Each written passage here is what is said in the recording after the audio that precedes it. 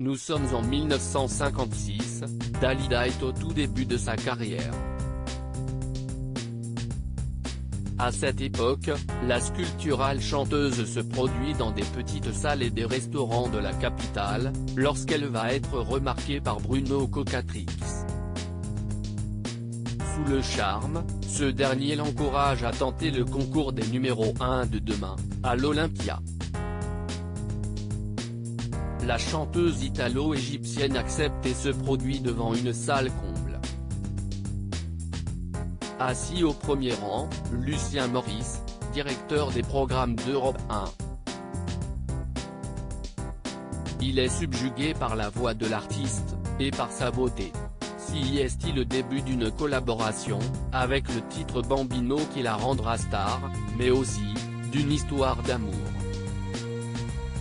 Hélas, Dalida et Lucien Maurice se marient en 1961, alors que leur couple bat de l'aile. Quand il la demande en mariage dans sa loge à l'Olympia, elle accepte, mais si est déjà fini, elle ne l'aimait plus, confiera Orlando, le frère de la chanteuse. Ce qui devait arriver, arriva, ils divorcent l'année suivante. Lui, se remariera en 1963 avec un mannequin. Elle, affiche publiquement son amour pour Luigi Tennego, qui était déjà son amant durant leur mariage. Ce dernier, chanteur lui aussi, se donnera la mort en 1967, après une prestation ratée au Festival de San Remo. Ce soir-là, celle à qui l'on a prêté une liaison avec François Mitterrand va retrouver son grand amour, allongé sur le sol, une balle logée dans la tête.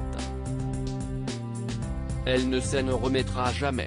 Et comme un drame n'arrive jamais seul, le 11 septembre 1970, Lucien Maurice se suicide à son tour dans son appartement parisien, par arme à feu. Pourquoi Dalida est-elle surnommée la veuve noire ? Je porte malheur aux hommes que j'aime, confiera Dalida, que très vite, la presse surnomme la veuve noire.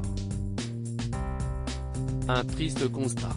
Il faut dire qu'après Luigi Tennego, et Lucien Maurice, si est Richard Chanfray, qui a partagé la vie de Dalida de 1972 à 1981, qui se donnera la mort avec sa compagne de l'époque, les deux seront retrouvés inanimés dans leur voiture, à Saint-Tropez.